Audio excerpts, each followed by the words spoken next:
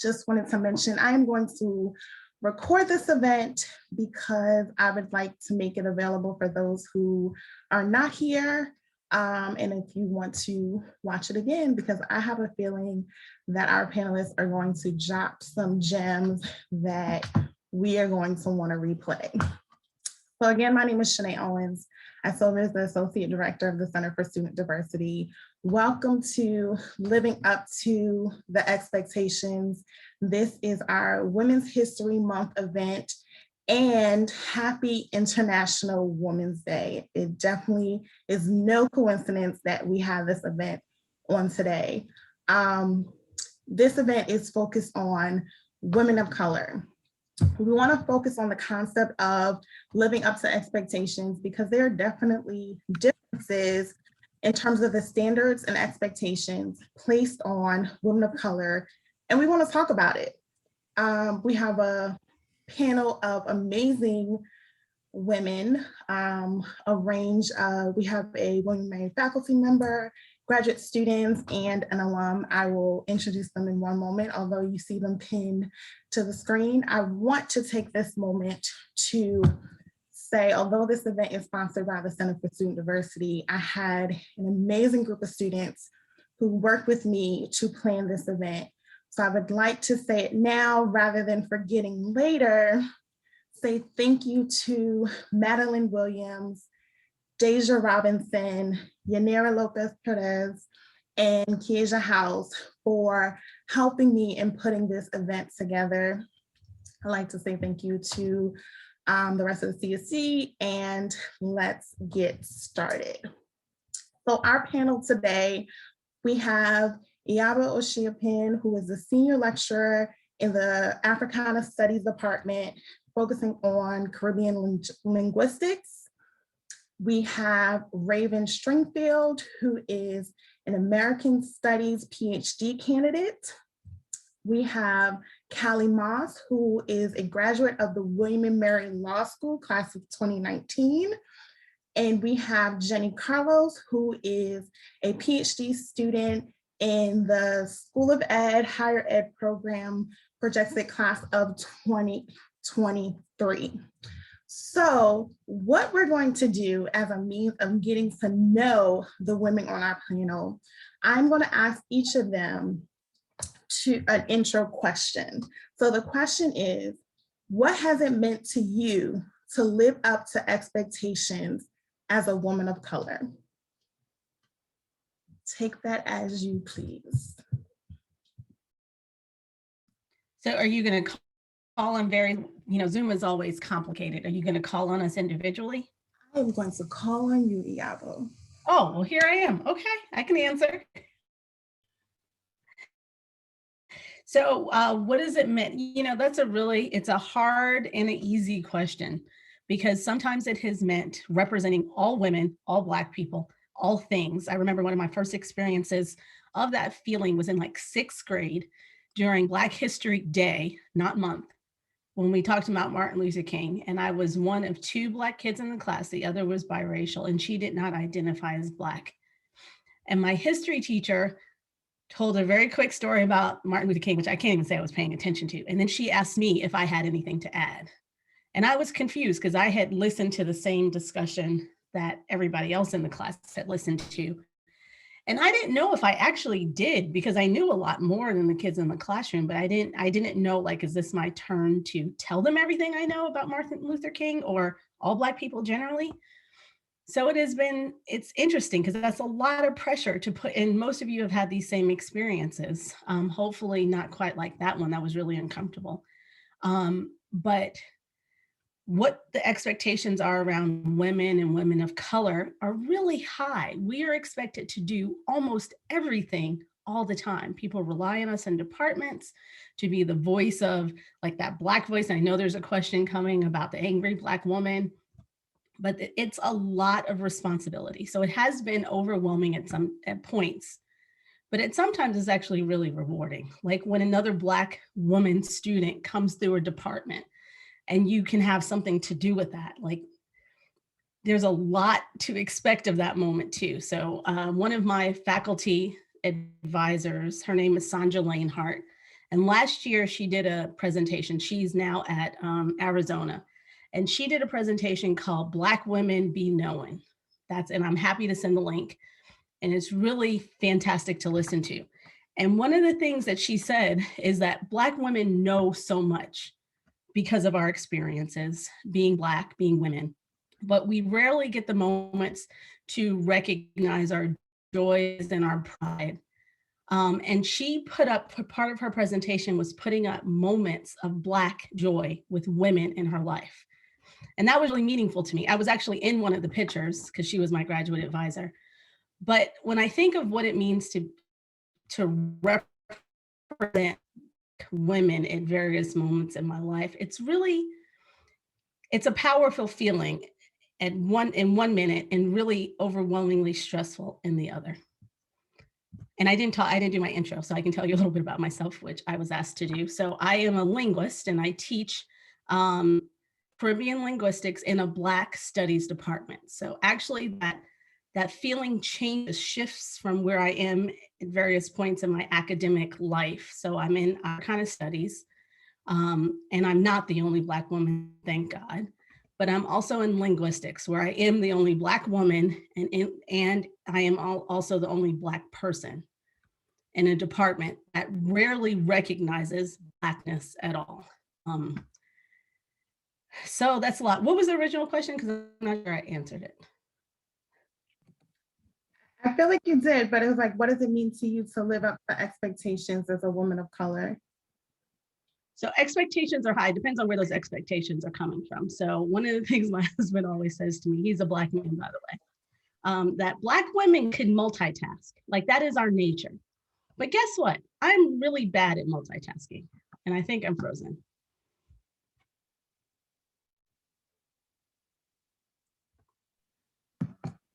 Am I there? Am I here? Can you hear me now? You're here. Okay. Yeah. My internet keeps coming down. But my husband always says Black women can multitask, which makes me always feel very anxious because I'm really bad at multitasking, right? In some ways, I think I am. Like when I'm cooking, I can't do anything else but cook. But in the rest of our lives, we multitask really well. We can be Black, we can be women, we can live up to the expectations that are placed upon us, which are sometimes ridiculously overwhelming, especially coming from family or coming from job situations. But I have found the expectations really to be almost inspiring and aspirational sometimes, that quite often a lot is expected of us, but quite often we can do more than we even realize we can. Sometimes it's not fair. There's way more pressure put on us. But when we think about the ways in which we advise students, for example, in my position, like I feel some pride in the fact that I have Black undergraduate women students that I can advise. And I don't know if other women feel that same way. So I'll wrap it up there. Thank you. Jenny? Yeah, so I'll go next. So my full name is Jenny Josefina Carlos, but as you can see, I only put Jenny Carlos there for a reason. And I'll get to that later. So I am a PhD student in the School of Ed in the higher ed path. This is my first year here. I am a California transplant. Yeah, so both of my parents are from Mexico. They immigrated here right before I was born. They still only speak Spanish. I didn't learn English until I was 12 because I went to a bilingual school system in California, which was very prominent, but then it became illegal, and there's a whole thing there. I am the second person of Hispanic descent or Latinx person in the higher ed program, PhD program, in the history of the program. So the first person, Latinx person, was a woman who graduated in 2016, 2017, and I'm the second person of Hispanic descent since then. And so I have 2 masters, and one's in higher ed and one's in library science. And before starting the PhD program, I worked as an academic librarian. And there are a lot of expectations. And also I need to acknowledge that as a white presenting person, I hold space in a different area than the rest of the panelists. So I just wanted to address that. And it's something that I feel I need to address more since moving to the South, just because there's less representation of what it means to be Latinx, and that there's, we come in all different colors. If you were to see a picture of my dad's family, there were 12 kids in total, and it ranges from my dad is blonde, blue-eyed, to my uncle being, really dark-skinned, brown eyes, black hair. So that's the space also that I need to kind of always clarify. And yeah, so as a working professional and as someone who, has been tokenized a lot, there's a lot of expectations. There's the expectation that you're going to be the teacher, that you're going to be a symbol of diversity, that they're doing, the diversity. And there's the self-expectation that then it becomes upon you to have awkward and difficult conversations with white people who are your superiors. So I've been having these conversations throughout my time here at William & Mary about the systematic racism in the program and the PhD program, and why it is that I'm the second person of Hispanic descent to enroll in the program. So there's a lot of expectations that that you should be grateful to be invited, to be, for the minuscule things that you're given, and to work harder than the rest because you have more to prove. Because then oftentimes you're the first of, your kind to hold that space. So there's a lot of expectations, and not all of them are bad, but it can be tiring.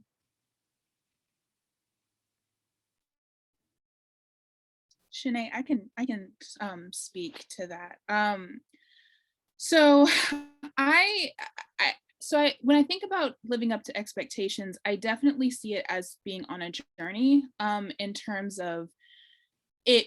I feel differently about it at different points in my life. And so something that I come back to very often, I really like quotes in my students. Some of them I think are in here, and they know that I like to pepper my lectures with quotes. But one of them that comes back to me a lot is the Audre Lorde quote: "If I didn't define myself for myself, I would be crushed under other people's fantasies of me and then eaten alive." And the reason that I come back to that a lot is because trying to live up to the expectations, the things that everyone has already said, I mean, like I could reiterate, but like you've said what the expectations are. We know what it is, but we also, what we don't talk about, I think, is that trying to live up to it can kill us, right? In some ways. I think one of the things that comes to me when I think about this is when I transitioned from high school to college, I was definitely going from the big fish in a small pond to like a small fish in a like huge pond. But it was more than that, right? Like I went to the University of Virginia, where my dad had gone, and he didn't stay at the University of Virginia. And and he was first gen, and like that knowledge and that knowing that this place, that this institution had not worked for him, made it even more important that I succeed, right? Like I had to do it. And there were students, I'm from Suffolk, Virginia. I'm like from a relatively small area. And so the goal really is to not come back, right? Like the goal is to get out and to not come back. Um, and so I had eyes of like younger Black, students, and just like students in general who were trying to get out looking at me. I'm, under the weight of, trying to reorganize my family legacy at this institution that I realized very quickly was going to destroy me. Like I still struggle with the fact that being at the University of Virginia, being in a like openly hostile, racist environment was traumatic to a point that I almost don't talk about it, because I realized, I was trying to live up to these expectations and I wasn't meeting them. I was failing. I was just failing and failing to the point.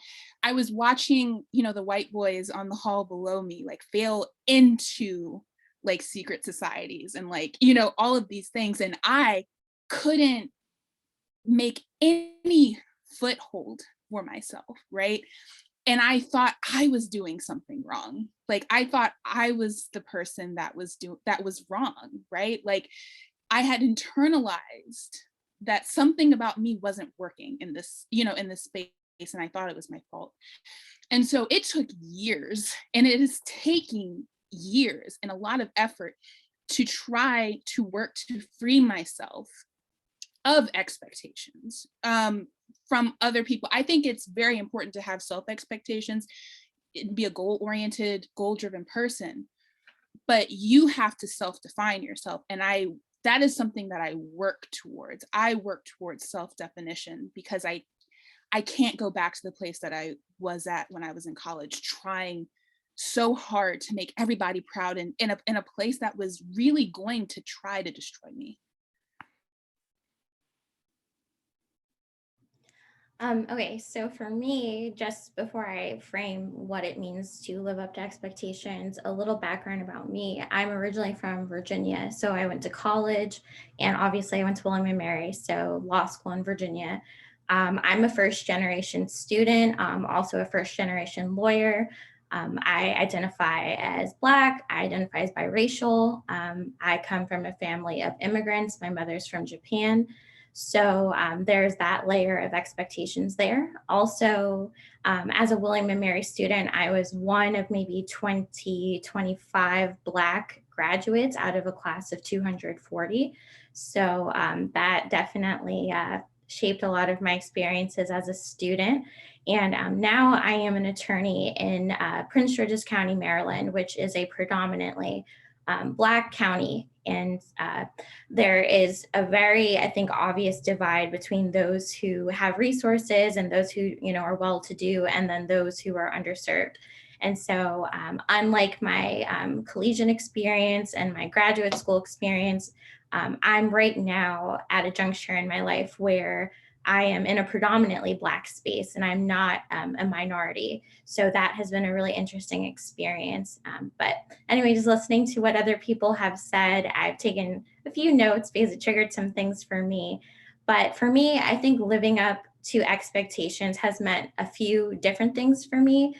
For one, it has meant the decision of whether to conform myself to prevailing social and professional norms, and almost in essence, shrinking myself to be more palatable, usually to earn the respect of, predominantly white institutions and acceptance. And that choice is heavily socially sanctioned if you choose not to assimilate or to shrink yourself.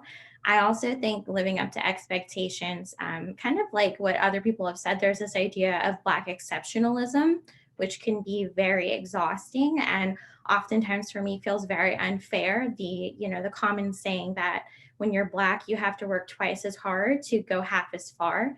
And then there's this idea that women, Black women specifically, we're good at everything, or, we're saving America from itself. The superhero fallacy, I think, is really harmful. And it's been harmful to my mental health, particularly, to be candid.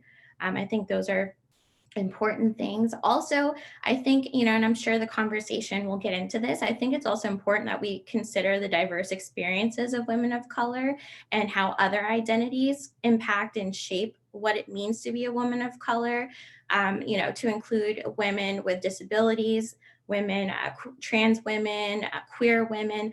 For me personally, as a femme presenting Black queer woman, I know my experience navigating life and the workplace looks drastically different than someone who is mask presenting or someone who's gender nonconforming. And so, and also, again, I said I was biracial. So there are also, I think that certain identities are definitely privileged.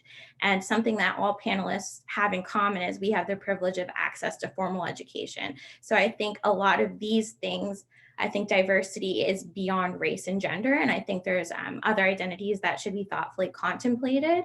But yeah, I just think living up to expectations means a lot of what others have said. I like what Raven said about it being a journey. And I feel like we're constantly confronted with choices as to whether we're going to conform. And like Audre Lorde says, crunch ourselves into fantasies of what others have defined for us, and the liberation that comes with defining ourselves for who we are and what makes us happy. So yeah, that's just, I have experiences as both a student and as an attorney. Right now, I currently work for a judge, so a Black lady judge, which is super exciting. And my entire chambers is run by Black women. But at the end of my my term, I will be transitioning to Louisville, Kentucky, and working for the ACLU there, where I'm pretty sure, me being an East Coast transplant and then also just looking a little different than folks, I'm hoping, you know, that's going to be a very different experience than Prince George's County, Maryland. So anyway, for the sake of time.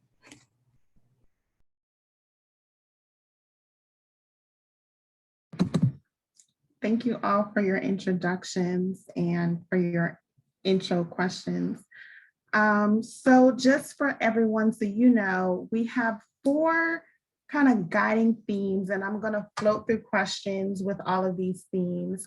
So the 4 themes are professionalism, and with that, we're talking about holding yourself as a woman of color. Another theme is hairstyles in terms of what's not professional.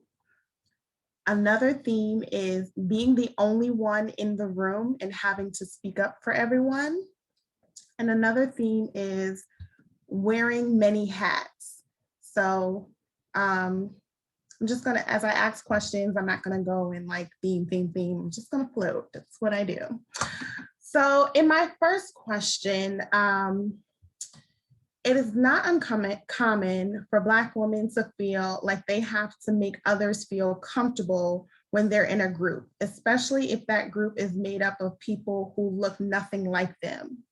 What are your thoughts on code switching and dimming your light to make other people feel comfortable or fit in? Yeah. Are we going on the same order? We can. Okay. So as probably, I'm just going to guess, one of the older people on this panel. I'm not entirely sure that that's true, but I'm just going to guess. I think it's been an evolution. I mean, I think the older you get, the less bullshit you're willing to put up with, right? And in terms of dealing with, that may not be true for all of us, but for me, it definitely is. I think as a younger person, I was more inclined to make people feel comfortable around me, largely because I moved around in white spaces more than I did in Black spaces most of my life, in terms of schooling and then professionally. More recently, maybe in the last, since I've gotten my PhD, I just don't feel the need to make people feel comfortable. But that has a lot to do with my research area, my study area, which is linguistics, which literally looks at code switching. And I often get in trouble with this with my colleagues, especially Black women in the English department. When I tell them that there's no concept, like literally talking about the fundamental definition of code switching linguistically, switching between different dialects or different languages. And I've had several colleagues like publicly criticize my opinion, which is really not opinion, it's a fact, linguistic fact, but that we should be code switching all the time. That's who we are. We can't be one person all the time, and we shouldn't do it. We shouldn't code switch into a more standard variety in terms of either language or looks because it makes other people feel comfortable. But I often feel as women, we have been trained to accommodate. generally from early ages. Our parents want us to be basically pliable, make people around you feel comfortable, make men feel less attracted to you, downplay your sex, or even as a kid, not even sexuality, cover up your body, those sorts of things. Those feelings that those expectations that are put upon us so early in life, I think have over time, I have learned to ignore them, or rather not just ignore them, but literally address them publicly and in my own life. I mean, it's an evolution. I definitely have not reached the pinnacle of thought on this, but I just don't feel that it's necessary to do that anymore. But we have to admit, which is what Kylie said, we run in really exceptional environments. We are in an academic environment right now where, generally speaking, we're more accepting of otherness, of difference, than maybe we are. I don't know what the real world is like. I've been in academia for far too long. I don't know how other people outside of academia generally operate, but I feel like we have come to a point in our evolution as women, hopefully Black women, when we don't feel that pressure to accommodate others all the time. So I think this question of authenticity, show your authentic self, or the need to code switch or not, just be who you want to be at any moment in time. I feel as if we've come very far on that question. And maybe that's me personally, being much older than all of you guys. I've had different sorts of experiences. And in my life now, I think I could, in order to avoid curses, I think I can dismiss a lot of the bullshit, but I didn't avoid a curse. A lot of the bullshit that we see around us and that we're expected to accommodate to. So that's kind of my response. I have more to say, but Jenny, I know. Do you mind if I hop in? I know were we talking in the same order, or can I? Okay, I saw a thumbs up. Let's go. Okay. So this is, I think Professor Ashiafem's answer is really funny. Not funny, but ironic, because I was having versions of this conversation with my dad literally before I hopped on this call, because that's kind of how I operate. I sort of they're very my parents are involved in the things that I do, and so we were having these discussions about the being who you are and making yourself smaller or whatever. And I was, he is of a generation where you do code switch, and that is a thing that you do. And I was like, I just kind of show up how I show up. And I also tried to explain to him that they raised me in such a way that I don't even think about trying to make myself small, right? It's kind of funny to me that they think like that, and yet they have raised me to take up to own that I should be able to take up space. So I'm actually usually taken, at least when I was a little bit younger, I was always taken by surprise. Dr. Ashiafem, you were talking about trying to make men feel safe or whatever. I was always really irritated by boys that would call me intimidating or whatever, because I'm I don't know what you're I really genuinely don't know what you're talking about, because if I were anyone else, you wouldn't have these opinions about me. Relatedly, there was an instance when I was an undergrad and I was working as an intern that for my scholarship organization, and I loved it. And that same person told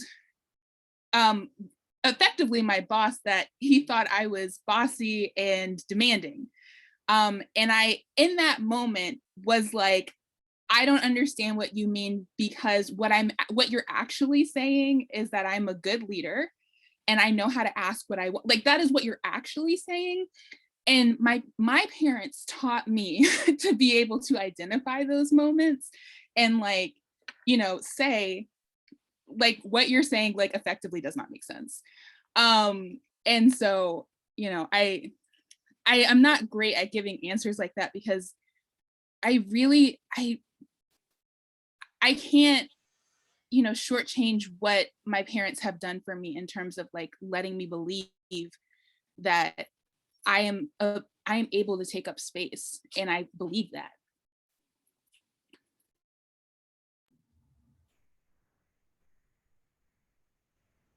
Jenny, did you want to speak? Sure. So I'll speak as a Latinx person. I code switch all the time. I mean, it's a matter of safety due to the last administration. But also speaking, so my first language is Spanish, but I also speak Spanglish. So it's this weird, you know, it's a survival mechanism that I learned when I moved from California to upstate New York, to a very small, you know, so Ithaca, where Cornell is. And all of a sudden, I had grown up my whole life not thinking that I had an accent. And then all of a sudden I had an accent where, you know, other students would look at me and if I didn't say anything, they were like, oh, she's white. And then I opened my mouth and they're like, what are you? So I learned really quickly to code switch of saying, oh, that's not what white people, or how white people say it. They say it differently. So I learned, and I do it with my parents now. It's just kind of second nature of trying to move throughout different cultures and as a way to survive. And I don't see it as a bad thing or a good thing. It's just kind of what it is right now. Like I said, it's so ingrained in me now that I don't notice it. Can I just jump in for 1 second, Kylie? I'm sorry for interrupting. I just needed to respond a little bit to what Jenny said. And I think that there's a difference between code switching as we see it with different languages. We're way more accepting of that because you speak Spanish and you speak English. But for Black people, when we talk about code switching, we're talking about code switching between a variety of a language that's not even recognized. Right? That people downplay. People don't even acknowledge that it exists. It's not a language, it's just bad grammar when we talk about it linguistically. But I think often we talk about code switching as this cultural sort of process that's not always about language, right? It could be about language can be found in anything. It could be about the clothes that we wear or the way in which we use our hands at various moments. Like code switching is so many things. I just wanted to point it out that your experience sometimes is seen as more of a accepted, I hate using those words, but people acknowledge that you are actually code switching because you're switching between different languages, which is something that a lot of Black people don't get the benefit of. So I understood the question kind of in the similar vein as far as code switching being a symptom of respectability politics in a way. And for me, but then also not with respect to language changing, like Spanish to English, but like I think ultimately code switching is a strategic choice. I don't knock people who do it, but I feel like if you're having to do it across all situations, I would definitely reevaluate whether it's a space that I need to be in. And I think about the workplace specifically. You know, for me, when it comes to my work and what I do, it's very essential that I'm able to show up in my most authentic self and all my identities. And, you know, I seek workplaces specifically that are inclusive, where my life experiences would add value, and ultimately where I would feel affirmed and supported. Now, again, I know that comes from a place of privilege, right? For me to be choosy and to be able to kind of pick and choose what those spaces are.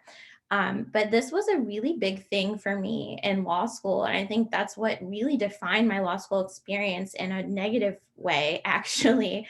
I was very hostile to this idea of code switching. I said earlier that I was one of about 20-ish Black law grads. So I remember my first year of law school, that's when Donald Trump was elected. Campus just had a lot of high tension, and law school is very politicized. It's, we talk about these legal issues that press on like every part of private and public life. So these conversations are every day. I remember it was also the summer of Philando Castile and Alton Sterling's murder by the police.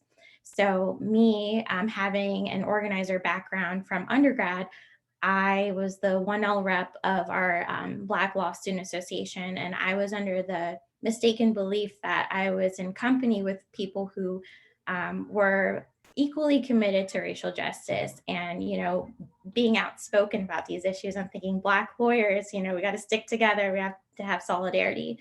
But I was really disappointed to find out very early on in my law school experience that showing up for Black lives was definitely a professional and strategic choice. Because to show up in an outspoken and very anti-racist way back in 2016, I think now it's cool, right? It's trendy. We have, the avatars on social media, and, white people are with the program now. So you're not as othered than you might have been a couple of years ago. Anyway, I say that to say that I remember a lot of law students who wanted to pursue more conventional, lucrative opportunities where there aren't many of us, right? They didn't want to cause a disturbance on the plantation. I know that's a really horrible way of putting it, but it's the idea that we don't want to upset the people who are in power to give us opportunities. And that's a choice that people made. And, people are different. For me, I think that being authentic and being able to be myself has always been something that has been very important to me. And I think we have a question about like selling out later on, so I won't go down that path.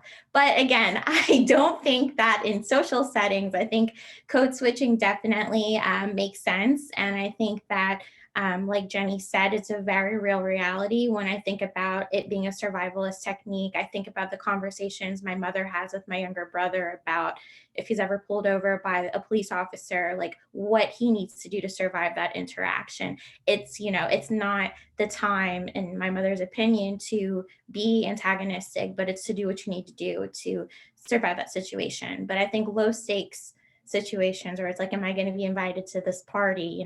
That's just my own personal choice. So that's what I'll say. Thank you. So this next question, I promise I did not write, but I could have. We're going to tap into hairstyles.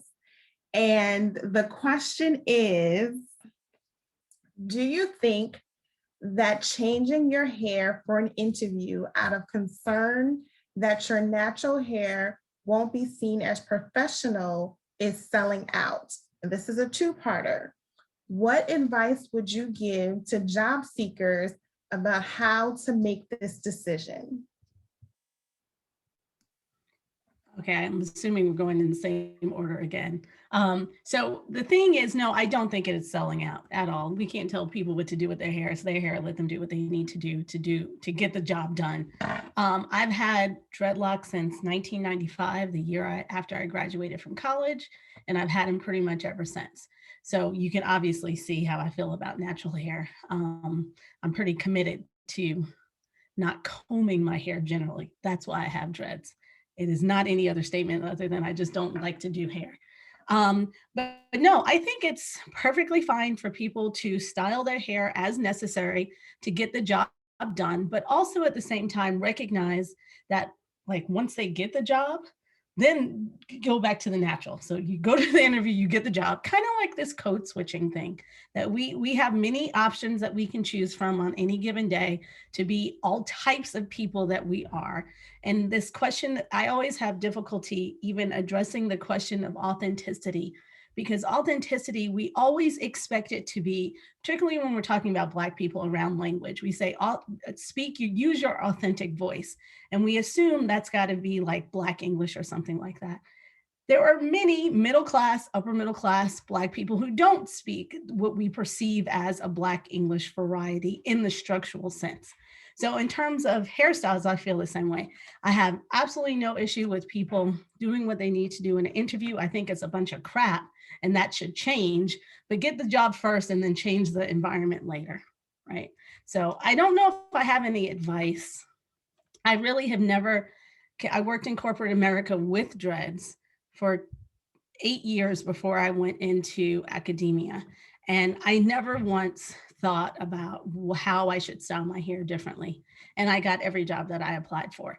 I also was in Atlanta, the Black Mecca. So I think we were a little more ahead of the curve than maybe we are here in Williamsburg.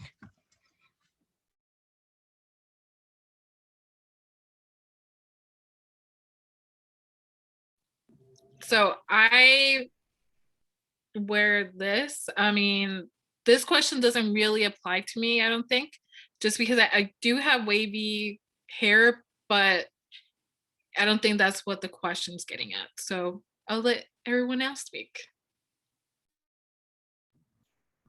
Raven, do you want to speak, or because I have a lot to say on this topic, if you don't mind. I'm sure. I sensed you might. So go ahead. Okay. So in law school, I actually chose to write my note on this topic. And I remember pitching this idea to the editorial board, and they told me it wasn't an issue. This was in 2018, before the Crown Act was a thing. I remember them saying, well, Kylie, I have to straighten my hair before a job interview. And I'm like, well, you're from Oklahoma and you have so it just, they didn't have Jenny's self-awareness and understanding of space. And so for me, I feel really strongly about this topic as someone who has a, conservative, conventional job. I wear my hair natural, but also in law school, very candidly, I wore wigs. I love inches. I like changing my hair up, and it doesn't mean I'm not natural underneath. It's my hair. I bought it, right? So there are real practical considerations as to why we style our hair the way that we do. And I mean, fortunately or unfortunately, hair has become such a politicized topic.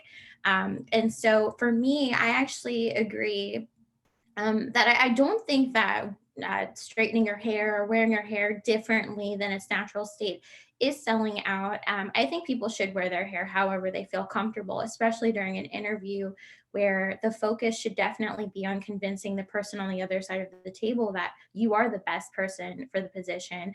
And I think that if you're worried about how your hair looks, you're subconsciously stressed out about it. And I know for me, with curly hair, it really depends on how it dries for some folks. So a bad hair day can make you feel some type of way. And so I would say that wear your hair how you want to wear your hair.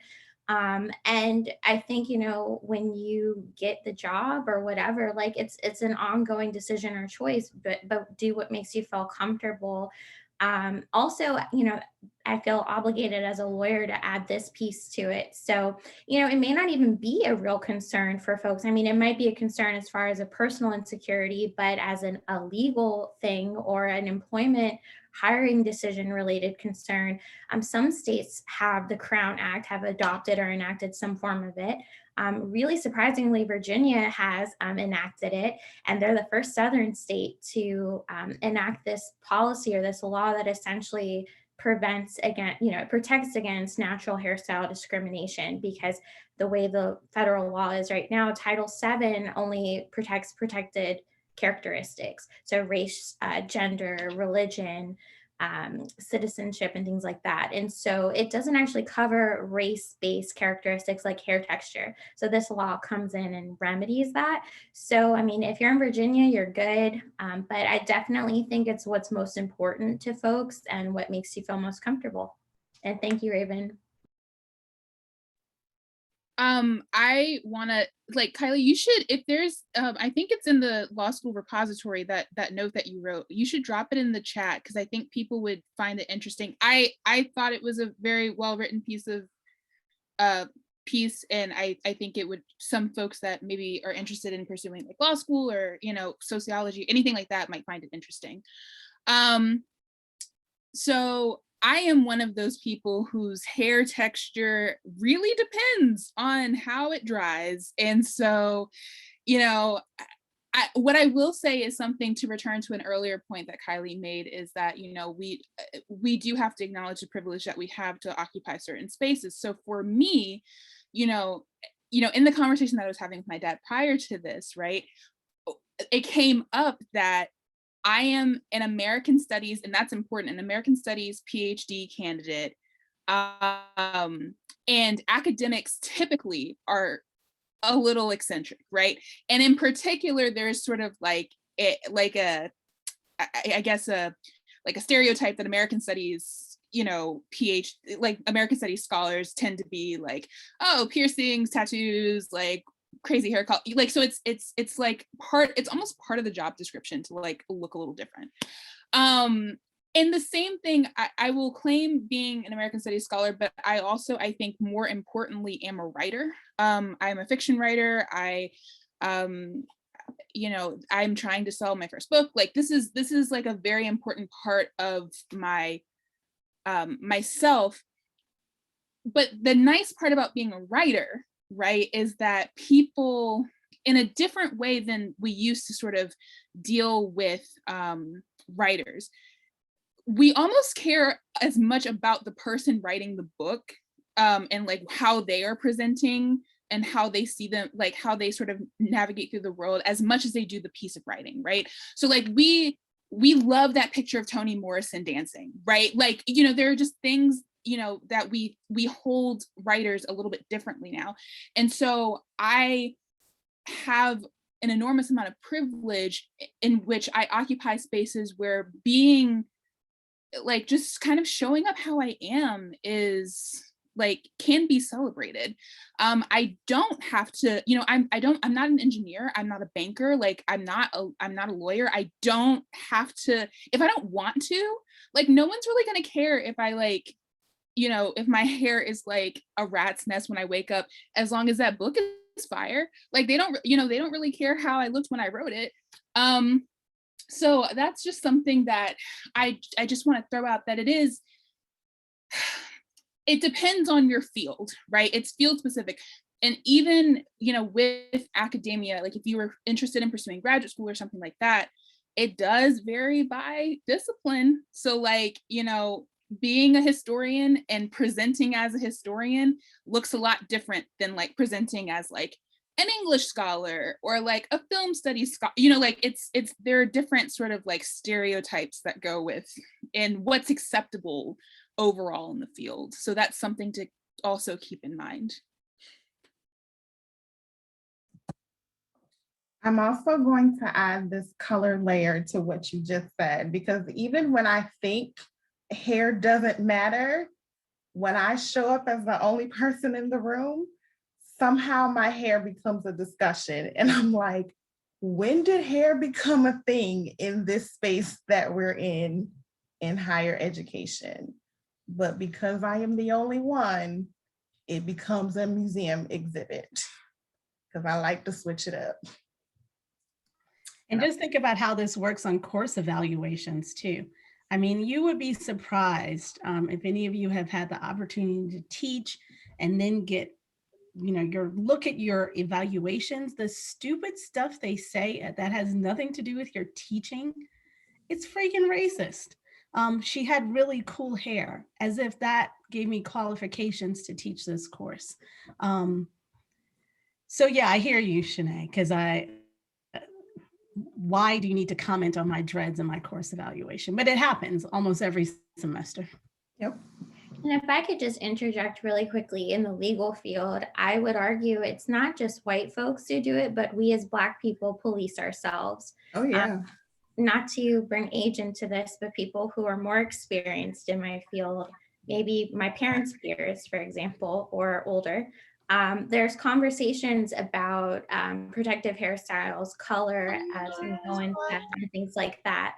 And so it's definitely something I think we all have to, you know, be aware of, that, you know, we may not participate in it, but our community definitely perpetuates anti-Blackness when it comes to how people show up in professional and academic spaces. And I just kind of wanted to add that in there because it's also our community as well. Yeah, and I kind of wanted to second what Raven said about knowing the stereotypes of like the field you're going into. So because I'm going into the higher ed track of things, I'm more aware of how I look. And I think maybe Shanae can speak to this, is that the higher ed people, because we tend to be more of the formal, attire. There's that expectation that, all my professors kind of come in with at least a blazer. Some of the TAs have like button ups. So it is about also knowing what's expected in your field. All right, we're gonna shift over to being the only one in the room. So where do you draw the line between needing to speak up and be a voice for your community in those spaces and stepping back from engaging from your own mental health? Oh, that's a hard one. Although I read this question before, I don't know if I even have an answer. I can tell you about experiences. I think it depends on the role that you have at a particular moment as faculty. I think it is our job to protect our Black students, even if, to some extent we get overwhelmed with the work sometimes, but largely because I don't want students to go through some of the crap that I've had to go through, right? In departments that I've been in. So I think as a faculty member, thinking about how our programs or our courses that are taught or the speakers that we bring in, how they affect Black students, it is my role as the only Black person to do this. It shouldn't be.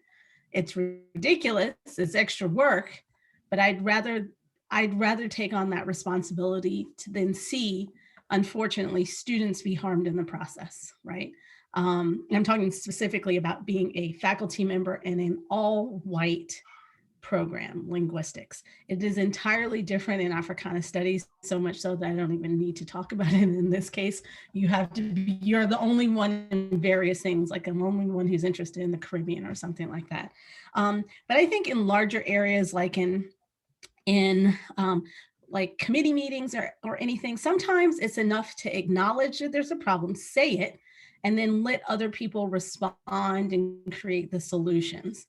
But I really do, and we all said this, Kylie said this earlier, you got to do twice as much to get half the credit. And we really do as Black faculty. There is a lot put upon us as being the only one in the room. I don't see that changing anytime soon unless we get more representation on college campuses at various levels. It's entirely unfair. It can be detrimental to your mental health as a faculty member, taking on more students, teaching more of a specific type of class, or evaluating other faculty on the classes that they teach and making sure they have the right Black content in their class that they can teach. It's a lot. And that's why I don't have a great answer, because I'm pretty sure that I get overwhelmed with this on a pretty regular basis. And I don't know another option other than bringing in more faculty or just calling people out on their stuff, which is great to call people out. But you're also relying on them to come up with the solution. And that solution sometimes is more problematic than the problem you're trying to solve. Yeah, so just to speak to that, I think, so one of the things that I think about when I think about sort of like, oh, Shanae, sorry, I had a thought. If you repeat the question, I'll be right back on track. Absolutely. So the question is, where do you draw the line between needing to speak up and be a voice for your community in those spaces and stepping back from engaging for your own mental health? Okay, I remember what I was going to say. And my answer is literally, I will always choose myself first. I will literally always choose myself first. And at this point in my life, just knowing, like I mentioned in my introduction, knowing what it did to me, trying to live up to expectations, I almost did not recover from that. I will not put myself in that position anymore, ever again. And so I will choose myself first whenever possible. And so that means really, you know, it's a choice. It's like, it's waking up every morning and making a choice and looking and, you know, and really doing that work. Right. And so, you know, for the first time in my life, you know, in my career as a graduate student, I'm starting to do that service work that we talk about, right? Like serving on diversity committees and like everything like that. And, you know, I'm at a place now where I genuinely get up and I think, do I have the spoons to deal with this diversity committee today? Because sometimes I don't. Sometimes I come in and I'm ready to fight.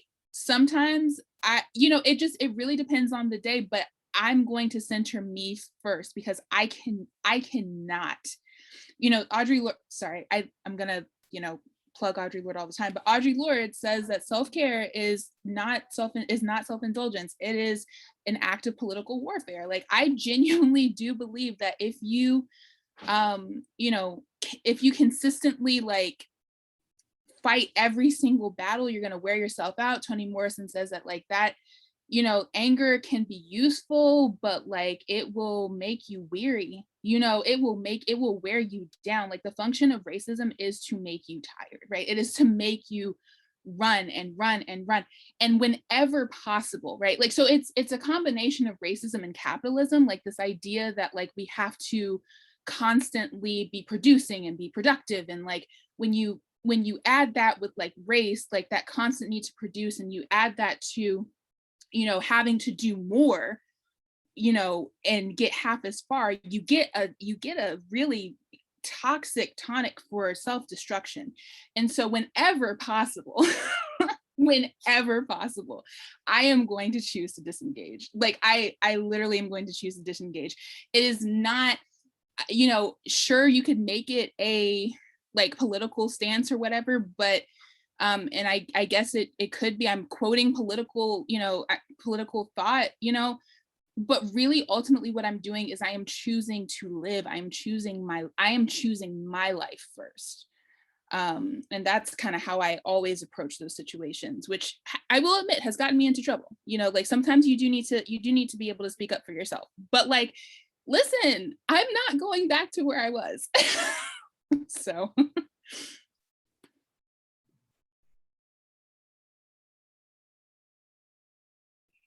Yeah, so I'm gonna second what Raven said. So, but also this has changed for me depending on kind of my life situation at the time and through age. I feel like now that I'm approaching 32, I just don't care as much about what other people think and how I'm gonna, you know, hurt their feelings or how their image of me is gonna change. That has definitely changed with age. I'm at the point now that where there is a struggle between me and this PhD program, where I've had several conversations now with the higher ups being like, this is not okay. Like, the way this program is structured is not okay. You know, like, look at this. And seeing in their faces that this was the first time that they had ever thought about something. You know, that's why I think in this program I have been much more vocal, because I'm also not willing to be uncomfortable.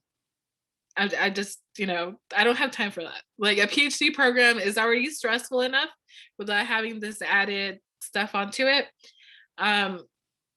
Yeah, when I was younger, I don't think I said or did anything because I was just, you know, it has to do with how safe you feel in your environment. I know that in this PhD program, I don't need this PhD. So if there was retaliation because of something that I said, like, I already have 2 masters. Like, doesn't matter. I'm getting this PhD for me, not because I need it. So yeah, it just depends on your level of safety and, you know, choosing you, as Raven said. So I definitely want to like second the idea of, you know, showing up for oneself and protecting one's mental health. Although I think I come out a little differently on this because I see the movement as being larger than myself and not very individualistic.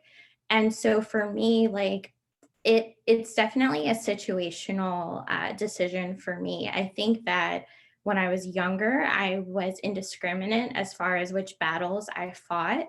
But as I'm getting older, I really have to assess the situation to see whether speaking up is worth my mental health. Because as former panelists have said, like it's very taxing and emotionally draining.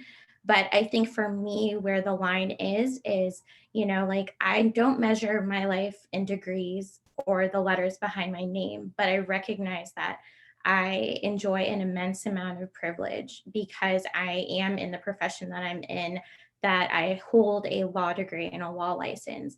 And I'm constantly thinking about those who are more deserving, that are never or unlikely to be in the same spaces that I get to occupy. So I feel like it's almost like a moral obligation to speak up in those situations, especially in the context of law or when someone's civil liberties are at stake. When the room is full of people who don't look like you, that perspective may not ever be heard by those people. And it's funny, I saw this tweet about how folks, our ancestors would roll their eyes if they see the types of, we talk about a seat at the tables we're trying to sit at, right? They'd be like, what? But, at this point, I'm like, I'm already here and you probably won't welcome me back after I open my mouth. So it's my turn to, cause some shit. And so for me, I think it's really important to speak up if you feel comfortable. There's always the conditional. There is a real safety. There's a legitimate safety consideration. But I definitely think that you have to definitely practice self-care and take care of yourself. But I think more oftentimes than not, I will choose to speak up again, because I think that a lot of these issues are larger than myself. And then I think going beyond race, going beyond gender, thinking about sexuality. I'm a bisexual woman, so I can present straight if I want to, right? So I enjoy a lot of protection being someone who doesn't have to come out like maybe someone who is gender nonconforming or someone who presents differently than I do. And so there are identities that are not so visible that I think that people who feel comfortable sharing those perspectives, I think it could be truly beneficial and very important that people who feel comfortable do speak up and say something, because I think that we can foster more affirming and safe and inclusive environments. So I don't knock anyone who chooses themselves, because I get it. And I think that if you fight every battle, I think Raven and I had this conversation a couple of years ago, actually, you're exhausted and you can't be an effective advocate.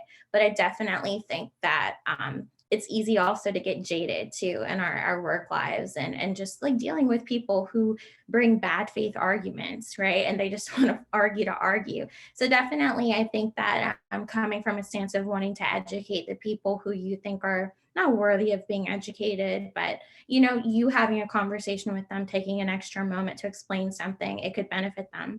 But I also wanted to say that it's not your job either. It's not our job as Black women, as women of color. We do a lot of emotional and mental labor. So I think this is a very good question because it's very nuanced, but I would encourage people to think about the voices and the people who aren't going to be able to occupy those spaces when you make that decision of sitting back in silence and speaking up. Shanae, can I just respond to that really quickly? Okay. The thing that I was thinking about while Kylie was speaking is in terms of like not necessarily thinking that you have to teach everybody. One of the things that I learned really recently in sort of like a transformative justice space is that like you can call people in and who people that you are in community with, right? Like I love that idea. So I just wanted to like just underscore that. Kylie, you mentioned that. The other thing is sort of that, well, I'll leave it there. We can, it might come up later. Cool. So, yeah. Can I just jump in really quickly? I'm sorry. Okay. I also, Raven, I just want to commend you on being able to recognize that sometimes you need to pay attention to yourself, right? That is not something a lot of us as Black women have ever been trained to do, or women of color generally. We've been trained to take on all of the weight of the world and then carve out a little bit of space to get our own work done. Like that's just how it's been. And I'm so happy to hear you say that. I also wanted to respond to something that Kylie said. By the way, that's something I generally don't do very well in those moments. So I need to take some lessons from you, Raven. But Kylie, I think one of the things that you made me think of, and you too, Raven, is that sometimes in our spaces, we are not the only ones there, right? And as I say this, I might be the only Black woman in the room, but I have colleagues within departments and programs that recognize the same issues that I see red flags, and they see red flags. So sometimes I can sit back because I'm like, okay, I don't have to be the angry Black woman today because my angry white friend has got that covered. And so you just have to create these, relationships and trust that sometimes your colleagues and your friends want the same things that you want, and you don't always have to take on that work. I think that Sometimes you do. goes, But yeah, Can I but I just- think that's, oh, sorry, Kylie, were No, you gonna? go ahead. It's gonna be really quick. Go ahead. I'll wait. I was literally just gonna say that's like part of like choosing yourself is also knowing what your ministry is, right? Like knowing what, so like this is something that like Kylie and I had talked about like a long time ago, like we just came to the conclusion that like we orient ourselves differently towards the world. Like I am going to, Kylie is going to be that person that's out in the street that's like, protesting or whatever. And the work that I do is, in some ways quieter. It's in the classroom. It's, asking that question that's going to push a student a little bit further. And that is, it's being able to identify what your ministry is, what your talents are, tapping into that. That's all a part of also caring for yourself, because if you are like, running to every protest or whatever, and that's not like what feeds you. Do you know what I mean? Like if that's not what feeds you, that is also going to burn you out. So sometimes it is possible to choose yourself and still be working towards something, right? Like it is possible for those things to kind of come together and coexist, but that takes time. It takes a lot of time. And it's not something that I think we do effectively at like trying to help, especially undergraduate students who are trying to figure out what their ministry is, right? Like we don't often give space for that. That actually helps us transition into the last theme. So I actually want to be mindful of time, but I do want to tap into this last theme. And this theme actually came through the spirit of Shanae being overwhelmed in the last few weeks. And I had to add it on. And that is wearing many hats and the mental toll of being a professional, being a partner, being a mother, daughter, or friend, and all those different titles that we have. So I was reading this article, and I'm going to read an excerpt of it, and then I'm going to ask the question. And just to let you know how we're going to move forward from here, I'm going to read the excerpt. This is going to be our final formal question, and then I'm going to open things up to other participants in case you all have any questions or some time for discussion, because I think it's important to let people in the room who may want to talk. So here's the excerpt. Women of color often stand at the intersection of multiple barriers, experiences that combine effects of racial, gender, ethnic, and other forms of bias, while navigating systems of institutional structures in which entrenched disparities remain the status quo. Many women of color have to grapple with negative stereotypes and attitudes that affect how they are treated at work, whether they can provide care for their families, and whether they can access quality health care that they need without bias and discrimination. Now the aggressive spread of COVID-19 is creating a new obstacle with a far-reaching implications for the ability of women of color and of all individuals to survive, thrive, and participate in an economy that works for all. So that's what I pulled from an article. So the question is, can you speak to how this last year has changed or impacted you as a woman of color? And that's including the pandemic, racial injustice, working from home, if you have to homeschool, all the other things that have been added to the list in the last 365.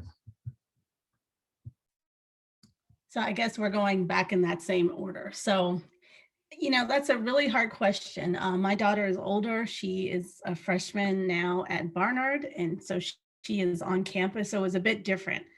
But my sister, who has a younger child, I mean, just watching the struggle, she's a single mom, watching the struggles that she went through over this year that are only getting worse. Nothing's getting better. And they're going to be more exaggerated in Atlanta as half the kids go to school and half the kids stay home. Like, I don't know how that's going to work. But one of the things that I noticed over this last year is that we've had to be more sensitive to each other.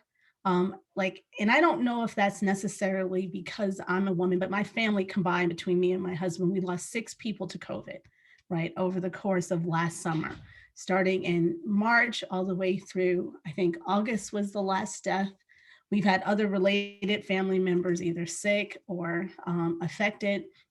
And it's made me be really more sympathetic generally than I've ever had to be. I'm not a very emotional person. I'm not incredibly sympathetic or empathetic. I've been told I've been quite the opposite. But this year, I think I've had to recognize what Black women specifically have endured.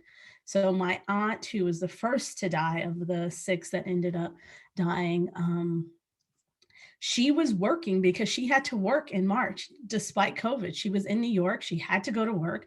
There were no other options. And she ended up contracting it. And she was she died in early April. So it was really quick. And I think that while as women, we have, in my family at least, we have been the ones to bring everybody together. Like, let's get the Zoom calls going. Let's get the communication open. Let's plan these online family activities that get us together.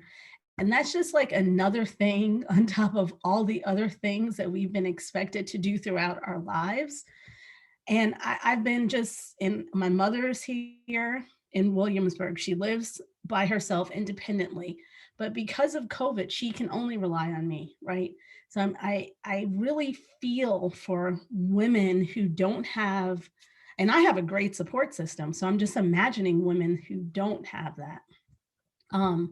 So that quote that you read, I think that's all of our lives, right? So I haven't had to be a teacher to children because my child is older and she's on a college campus, but I have had to teach my nephew and read to my nephew and my cousin in Bermuda over a computer. And for some reason, women in my family were expected to do that. Most of the men weren't asked to do that. Despite my complaints that my brother can also read books, it was me who was requested to do that, right? So I don't know. I think this, intersectionality it's a great way to think about how we experience the world. But in many ways, I just don't know if it answers it. Like, it's just a lot. And I don't even have a lot put on me. Like, I have no little kids. And I'm just imagining how complicated it must be for other women to work. Like, I have a great job. Nobody's complaining that I'm working at home. Nobody's forcing me to come to campus. Nobody's putting me in a position where I have to endanger my health. My sister's a hairdresser. She literally has to be on top of people to make money. And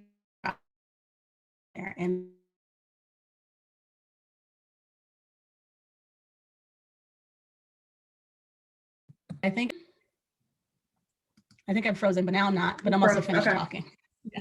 Okay. I just want to echo the thought about generosity and like how you sort of orient yourself I like to think that the way that I oriented myself, particularly like in my role with undergraduate students who that's the core joy of my work. I like to think that, I would sort of move like this without COVID, but like also, unexpectedly, I'm having to be like a counselor and an emotional support for my mom, her mom is living here with us, and she contracted COVID in December, and she you know, that's been a whole journey. And like, yeah, my grandma's recovering, because she is like, when I tell you this woman like is a fighter, I have never seen anything like this. But, you know, my mom is the oldest of 6, and nobody's gonna let her cry. You know, like nobody's gonna hold her. She's got to hold everybody else together because it's their mom. And so I can't just, it's no longer just like me in my room doing my dissertation or whatever. Like I'm thrust into having to really hold up my mom in a way that I never expected to have to hold up my mom. And I want, but like on the other hand, it's a lot. It is a lot, but like also, my relationship with my mom has never been better in a lot of ways. This sort of leaning on each other, right? Like it is a lot, but I think we learn how to be really generous with each other in these moments. And so I am actually really concerned for folks who are still sort of like operating like business as usual or whatever, and like haven't changed anything. I'm like, what are you doing? Like, this doesn't change anything for you. But yeah.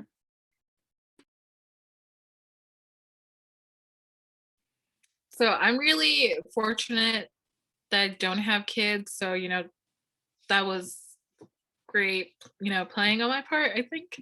Um, Shanae.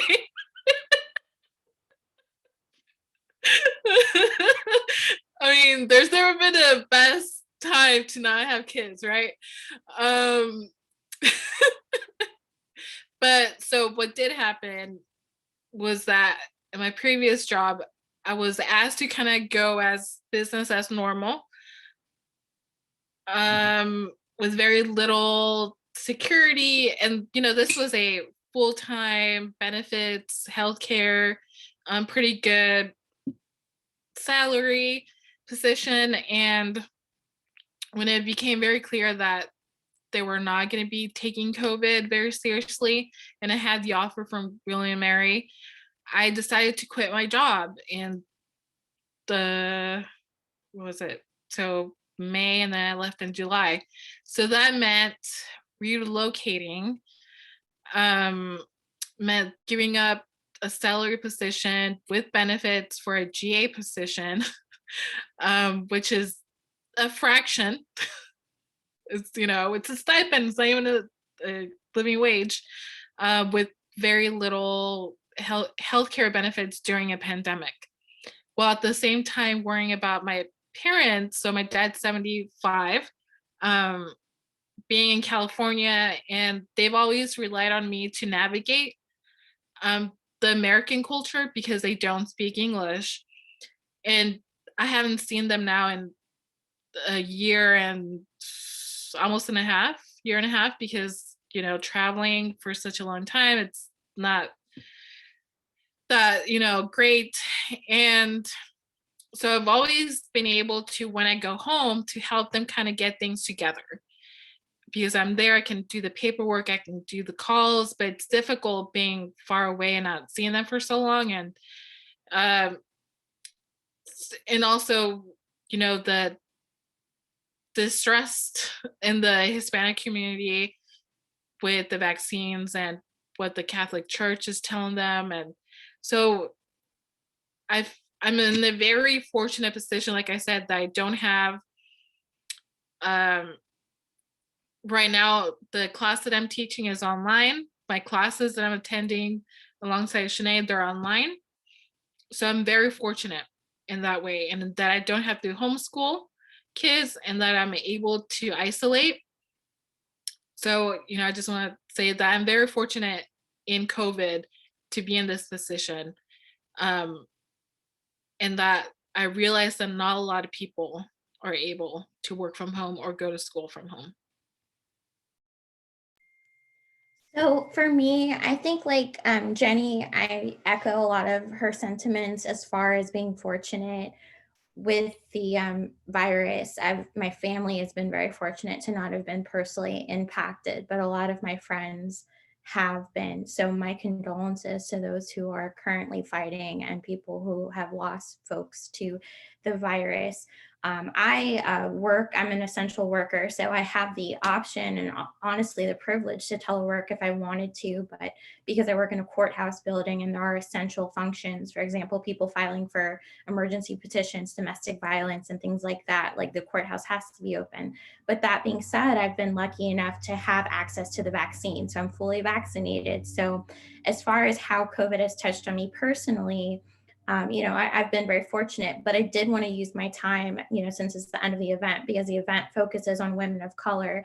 I feel like a lot of the conversation has been centered around Black women specifically, but I just wanted to use my time to draw attention to other issues because the question that we received earlier talks about racial injustice and other issues. Talking more specifically about, like, in Prince George's County, a lot of the essential workers are women of color. And we have the highest cases in Maryland. So it's a race issue and it's also a gender issue specifically to women of color being, I think everywhere, predominantly the essential workers. I also think this has been a really big time where bad actors have used this pandemic as an opportunity to deprive people of civil rights. A lot of states have limited access to abortion by declaring abortion specifically as an elective or a non-essential service. And I think that's important to talk about. Thinking about the Equality Act, how it was debated in the House a couple weeks ago, that impacts LGBTQ Americans to provide them with protections that Title VII currently doesn't afford them with housing. There are a lot of civil issues that are really important in this time. Public accommodations, thinking about people with immigrant status, like women of color and people who, their immigrant status is something really important to them. A lot of people who are undocumented specifically are hiding in the shadows because they don't feel comfortable to seek medical care, COVID testing, treatment, and things like that. So just go to the store and get necessary supplies. Again, these issues are not necessarily mine, but I think that it's important when we talk about women of color to talk about various forms of intersectionality, not just race and gender. And I mean, lastly, I just think about how this pandemic has really illuminated a lot of the inequality in our system. A lot of people say coronavirus has been an equalizer, but it hasn't. It's actually impacted people very discursively, depending on the different identities that they hold. And so I think, it's everybody has their struggles, their day-to-day struggles. And, I hope everyone continues to stay safe. And I pray for those who have, come down with the virus. But I think that this has been a really large, reckoning for our country. And I think we're having moments of clarity about how these, huge global disasters are really, I think, unwinding a lot of the societal issues we have. And so I'll end with that. Thank you. In so many ways, thank you. We only scratched the surface in those questions. I will like to open, if there's anyone in the audience, I'm going to remove the pins. If there's anyone in the audience that has any questions that they would like to ask or talk about, we're just opening it up to a discussion at this point.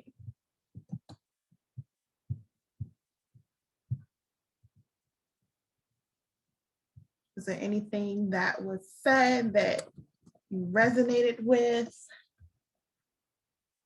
We can do a part 2 through 15 on this, but.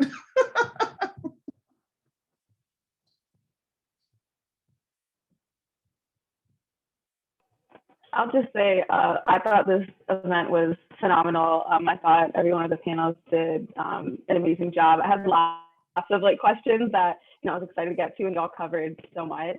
And so thank you, Shanae, as well, for being an amazing moderator. I told Shanae that this is, I've been at William & Mary for 3 years, and honestly, this has been my favorite event thus far. I feel like there was a lot of really great, authentic, in-depth discussion that I don't feel like I've seen even in person. So thank you all. This was really awesome.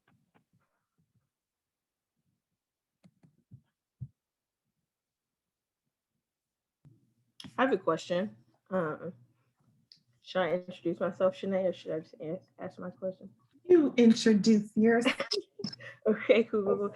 My name is Kim Green, she, they pronouns, William & Mary alum, and I work in higher education.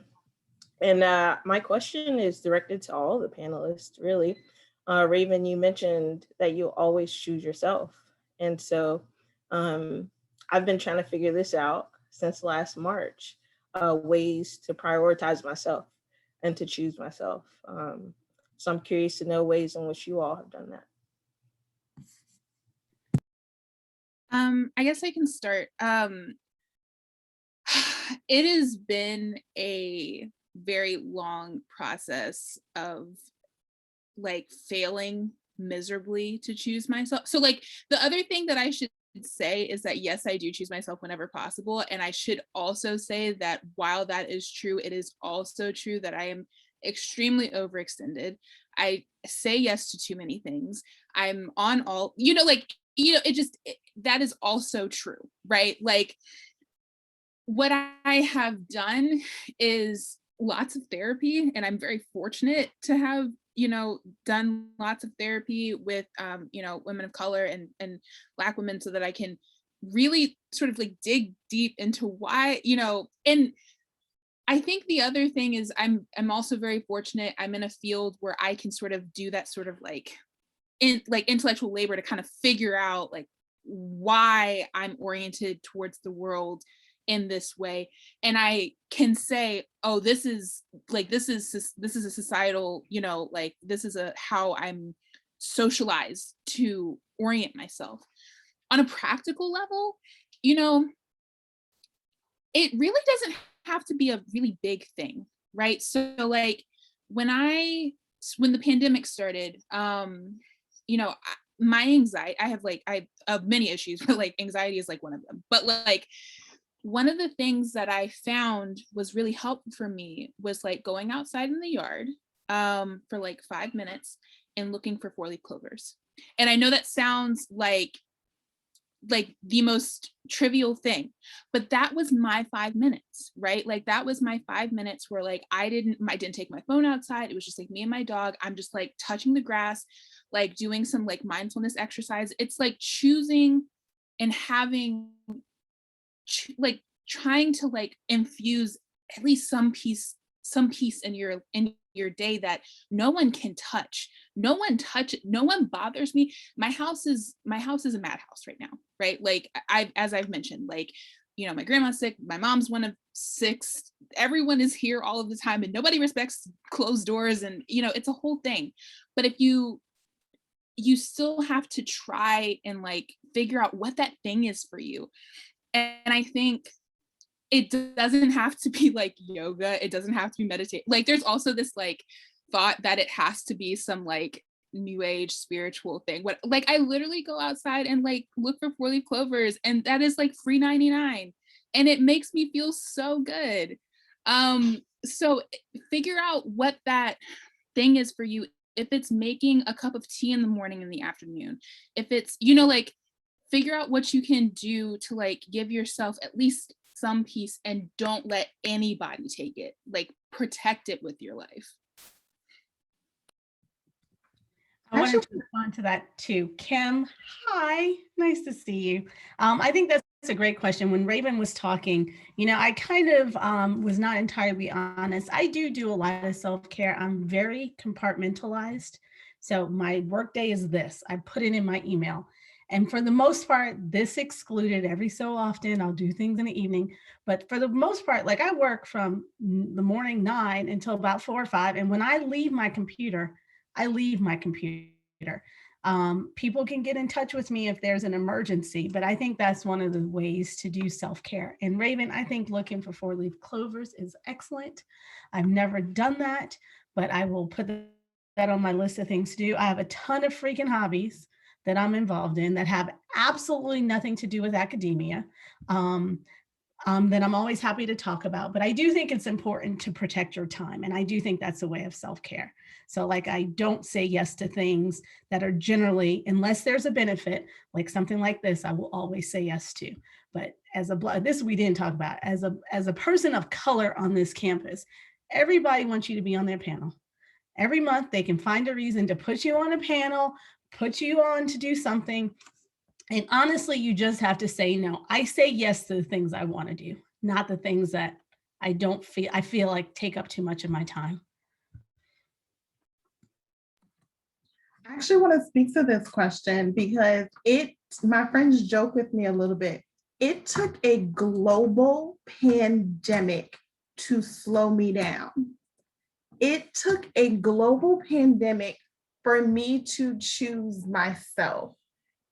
For me to start saying no to other people, because I realized what rest felt like. And I was like, oh, there's no turning back now. Like, because after my calendar was shut down by COVID, and I knew what like not being nonstop and busy felt like, I was like, I think I can do this, and not having to run to North Carolina where my brother lives every other week just because the kids want to see you or I want to see you, and run to my parents in New York and New Jersey just, because it's been too long. And I'm like, y'all don't live up the street. Like, it was exhausting. And I never got exhausted until I was able to rest. And I felt what you were saying, Raven, when you were talking about holding your mother up. I had a very it was trauma. Like when you look back, it's trauma. Like 2018, my father had spinal surgery, which resulted to him having a heart attack while in surgery. A month later, my grandmother passed away. A month later, one of my best friends from college passed away. And it literally was just like back to back to back. But I could not deal with it. And then my friends were like, you just became numb for a year and you weren't yourself. So then 2020 came and I was able to sit still. But people didn't like when I started saying no. I could use the excuse to like, hey, we're in a pandemic, can't make it. They're like, oh no, it's fine, it's safe. Nope, COVID.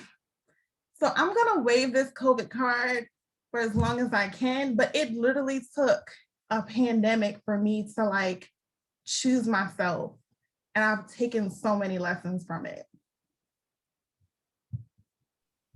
So Kim, I hear you. I was in the higher ed field for a long time. So for me, my experience, when COVID hit, my job was already stressful as it was, because I was a special librarian. So I was more of a counselor kind of librarian.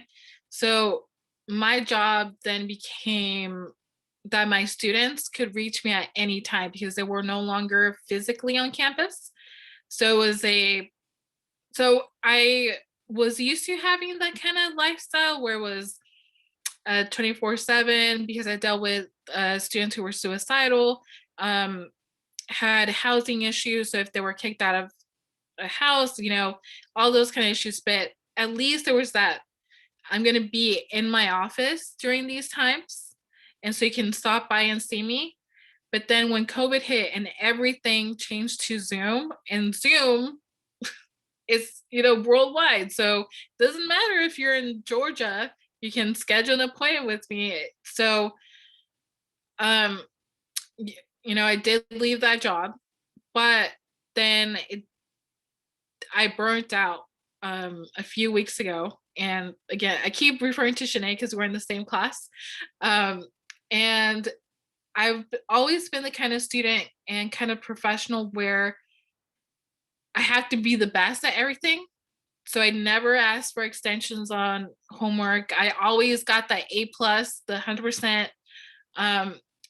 But a couple of weeks ago, I was so exhausted. It finally caught up to me after a year of COVID, where I emailed our professor and was like, I just can't do this draft. Like, I literally am so tired that I cannot leave my bedroom or my bed. And I thought, because in her syllabus, she's pretty hardcore in her late policy.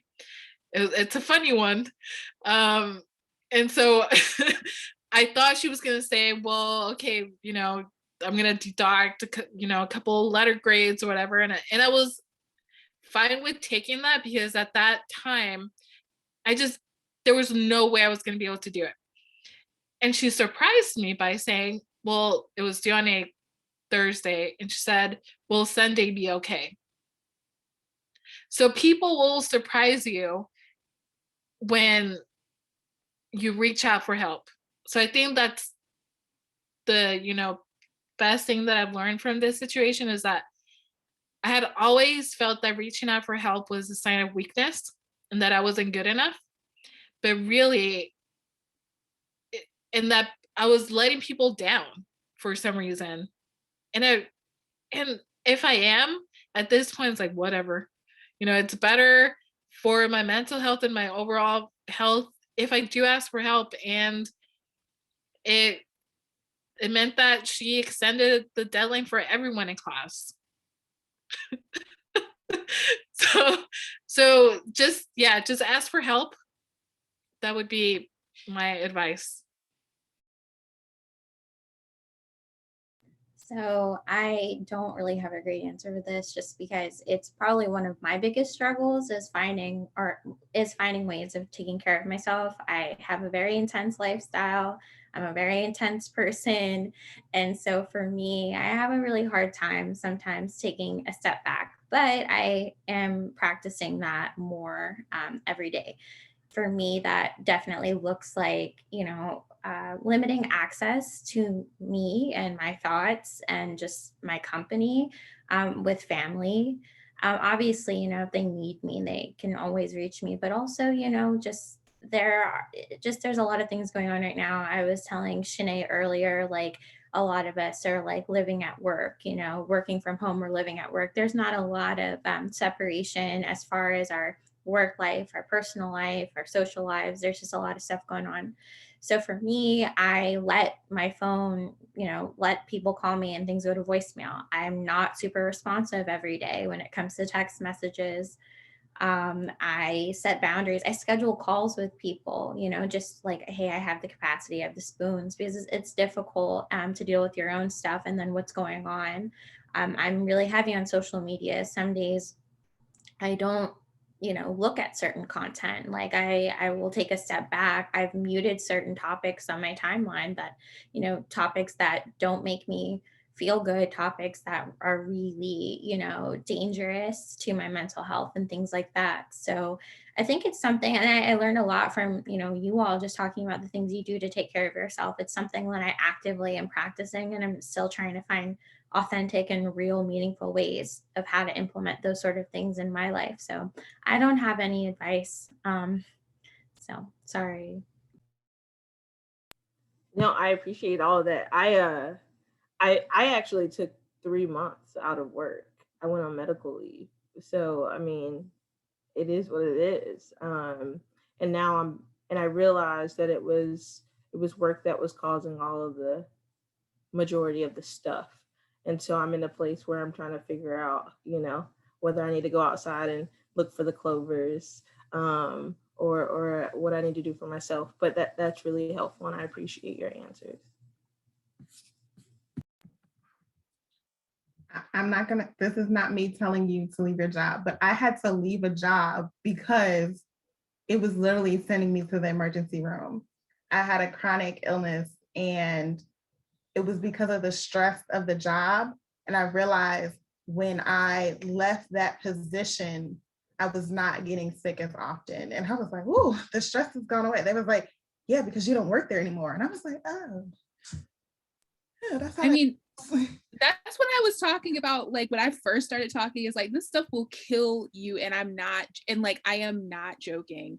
I mean, like, even with grad school, fainting spells was like and I actually one time just like knocked flat out in swim, like literally like because it was finals, right? And I went to the emergency room, or not the emergency room, but like the urgent care, and they were like, yeah, you're stressed out. And I was like, nothing, I'm in grad school, like that's not stressful. Don't let this stuff kill you. I'm so serious, y'all. Let me just say, ambulance are not cheap.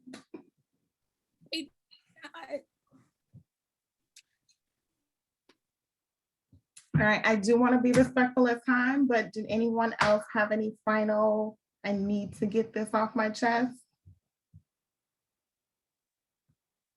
All right, well, thank you to my panelists.